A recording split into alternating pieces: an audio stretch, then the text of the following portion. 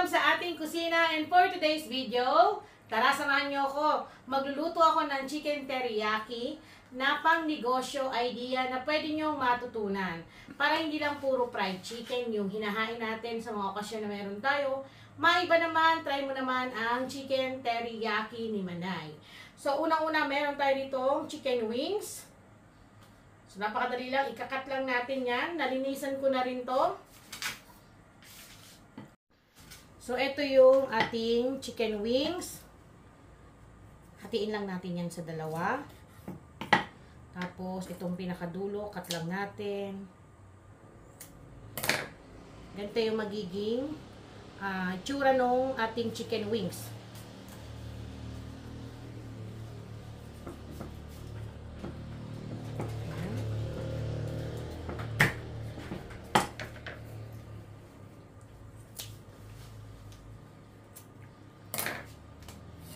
Ganyan lang.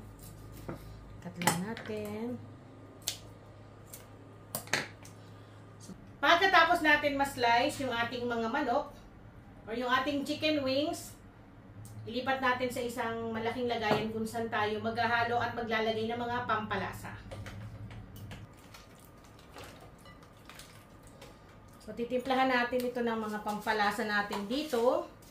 Bali, meron ako rito mga naka-ready na nasukatan ko na.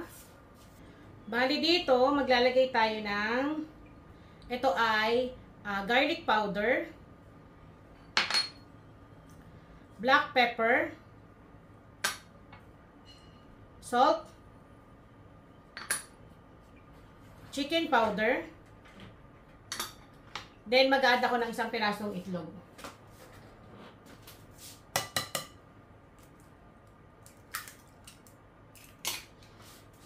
Tapos mix lang natin. So nagugas po ako ng kamay. Okay, mag-alala. Okay. I-mix lang natin to ng maigi. Then i-marinate natin to at least overnight or pwede naman kahit mga 2 oras, 3 oras. Kung nagmamadali kayo kahit 30 minutes. Pero mas maganda kung mas matagal ang pagbabad. So yan. Then, set aside muna natin to. Pwede ilagay sa chiller, i-cover ng malinis na towel or plastic. At kapag okay na yung ating nababad na manok, so gagawin natin is yung kanyang breading. Kailangan natin ng 1 cup ng all-purpose flour, 3/4 cup ng cornstarch.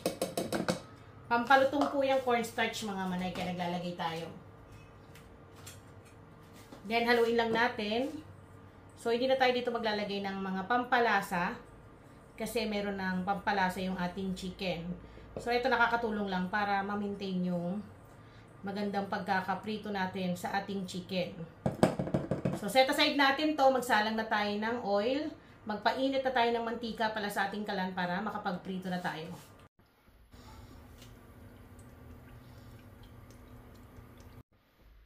Ito na yung ating manok. At yung ating harina. So, kuha lang tayo ng ilang piraso, 3. Huwag pong ibababad kagad lahat sa harina. Para maganda yung pagkakaprito natin. Haluin ko muna.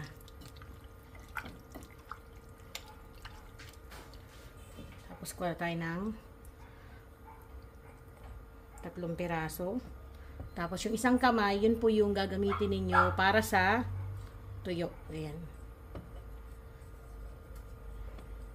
Huwag yung basa para hindi kayo dugyot magprito ng manok. Then, lagay na natin sa mainit na mantika. Dahan-dahan yung paglagay para hindi kayo matalsikan ng mantika.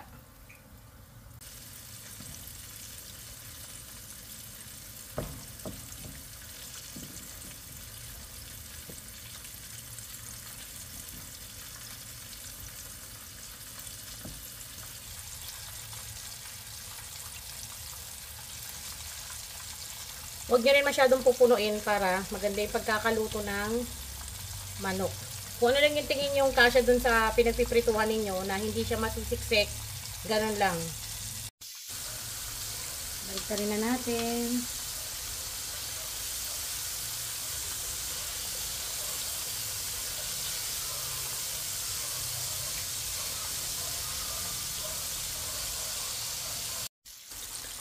Check na ulit natin. Kailangan mahina lang yung apoy para maluto talaga ng maayos yung manok. Mahirap kasi kapag binigla, hilaw yung loob, luto yung labas. So mga ilang minuto na lang, okay na to mamaya. So yan, once na okay na yung ating manok, pwede na natin tong hanguin dito sa ating pinaglulutuan. Lagay nyo sa strainer para mataktak yung mga oil pa.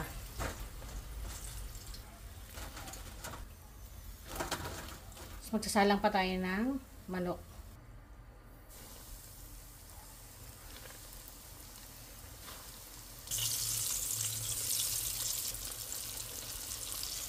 Maganda tong pangnegosyo mga manay, lalo na kung may mga handaan sa inyong bahay, okasyon, para maiba naman. Para hindi lang puro fried chicken. Ito naman yung itry ninyo.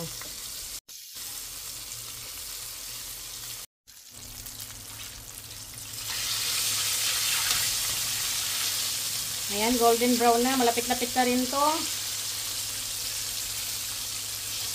Maya-maya, aahunin na rin natin to sa mantika.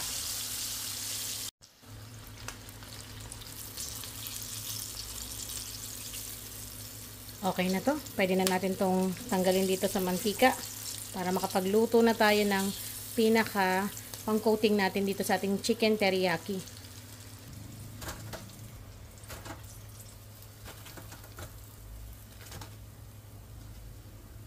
Ito pa lang talaga, pang-ulam na. Pwede nyo tong i-double fry, pero dahil pang chicken teriyaki lang naman to, so kahit na, wag na. Ang ganda ng pinaka balat, no? So, para sa ating second step, no? So, ito na yung pinaka pang-coating natin o yung sauce ng ating chicken teriyaki. So, maglalagay tayo ng sugar. Tutunawin natin yung sugar ng walang tubig bago tayo mag-add ng mga iba pang pampalasa natin. Ayan, nakikita nyo unti-unti nang natutunaw. So, hayaan lang natin yan. So, kapag natutunaw-tunaw na, gaya nito, saka tayo maglalagay ng soy sauce. Then, add lang tayo ng konting tubig. At kailangan natin ng isang kutsara na luya. So, ginadgad ko to sa ng keso. Para lumabas lalo talaga yung pinakalasa niya. Maglalagay din tayo ng sesame oil. Pampasarap lalo yan. Pero kung walang-wala talaga, kahit oil na lang na ordinaryo, pwede na. Then, meron din tayong garlic powder. Then, konting pamintang pino. At haluin na natin. So, yung asukal, nabuo siya ulit, pero hayaan nyo lang yan. Matutunaw yan mamaya sa init ng ating kalan.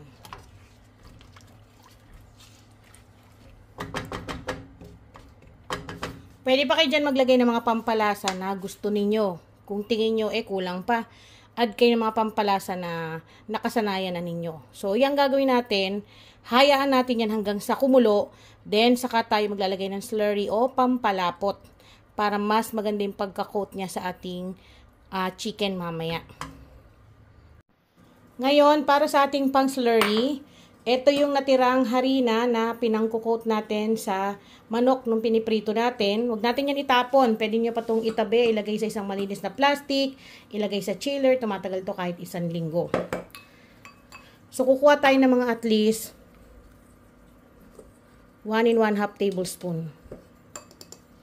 Pampalapot lang natin. Then, maglalagay tayo dito ng tubig.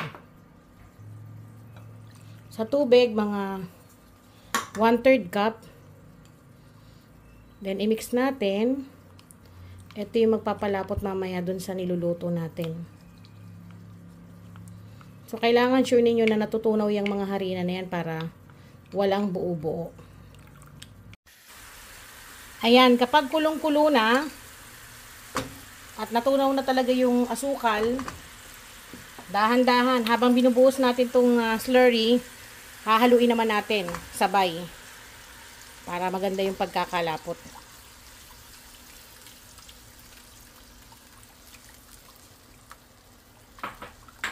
Then, mag-add tayo dito ng chili flakes. Ito ay optional. Kung ayaw nyo na manghang, huwag nyo lagyan. Pero kung gusto nyo na may palo ng anghang, lagyan ninyo. Then, halo continuous lang ang paghalo. Kapag tingin nyo medyo malapot, add tayo ng konting tubig. So, dapat ganyan lang yung lapot niya. Hindi yung parang magiging maha. Pag ganyan na po, okay na yan. Maglalagay tayo ng sesame seeds. Mamaya, lagay muna natin yung chicken. Tandaan natin ibuhos.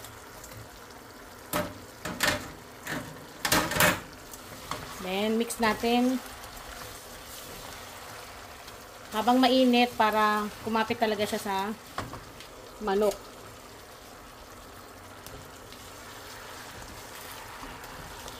So, kung nag-iisip kayo ng ibang pambenta, maiba, try nyo to.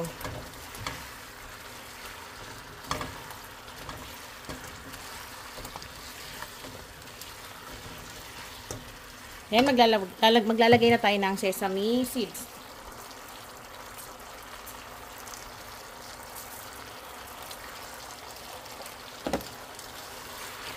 Masalo lang.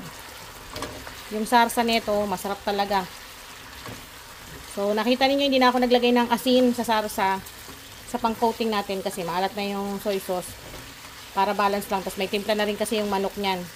Para pwedeng papakin, pwedeng ulamin. Hindi yung mauumay ka kagad.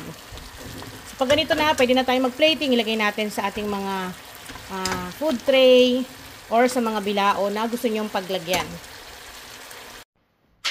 So, pwede kayo gumamit ng ganitong food tray. Nabibili lang to sa mga baking store. Pwede rin sa online, i-check ninyo. May kasama na tong takip para presentable kapag may nag-order sa inyo. So, lagay na natin isa-isa yung ating chicken. So, lagyan nyo ng design para hindi bara-bara. Para presentable kapag may order sa inyo. Ako po kasi, mausi talaga ako. Gusto ko kapag may order sa akin, maganda yung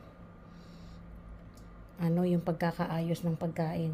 Hindi siya yung basta na lang nilagay sa isang tray tapos i-deliver. Para babalik-balikan talaga kayo ng customer ninyo. Ayan, okay na. Then, yung panglas natin, maglagay tayo ng sesame seeds ulit sa ibabaw. Ganun lang kadali. Meron na kayong chicken teriyaki na panghandaan, pangbenta, pangregalo, na pwedeng nyong pag-umpisahan para maiba naman at hindi lang puro fried chicken. At eto na mga manay, ang ating homemade chicken teriyaki na hindi mo na kailangan kumain pa sa labas. Sa halagang 382 pesos, good for 10 person na to. At kung mahinahin ang kumain, kahit 12 kayo katao, ay pwede na sa inyo to. Tipid kapag sa bahay kumakain at syempre tipid din sa budget kapag tayo mismo ang nagluluto sa ating pamilya. So muli, ako po ang inyong madiskarding nanay. Maraming salamat po sa inyong panonood at sana ay meron na naman kayong natutunan sa ating recipe na pwede nyong pagkakitaan. Magkita-kita po ulit tayo sa susunod. At bago yan, kanina pa talaga akong natatakam. Kaya naman, syempre, aking titikman. Ayan, kain po tayo. So, ang timpla nito, pwede mong papakin, pwedeng pang-ulam. Kaya, hindi siya yung mauumay ka. First bite.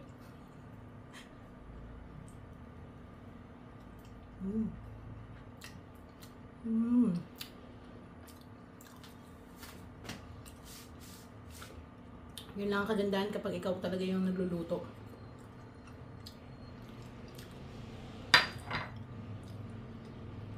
kuhang-kuha mo yung timpla. Harap magkamay talaga pag ganito yung kakainin mo.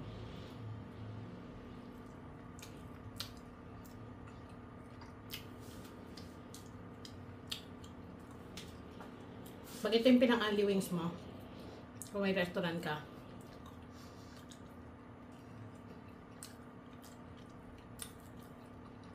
napaparami sila ng kain talaga dito.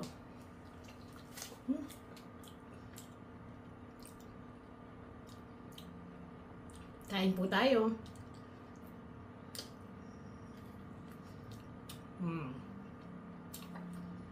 Ayan. Natikman ko na. Marami pa akong hugasin. Magkita-kita tayo ulit sa susunod. Paalam!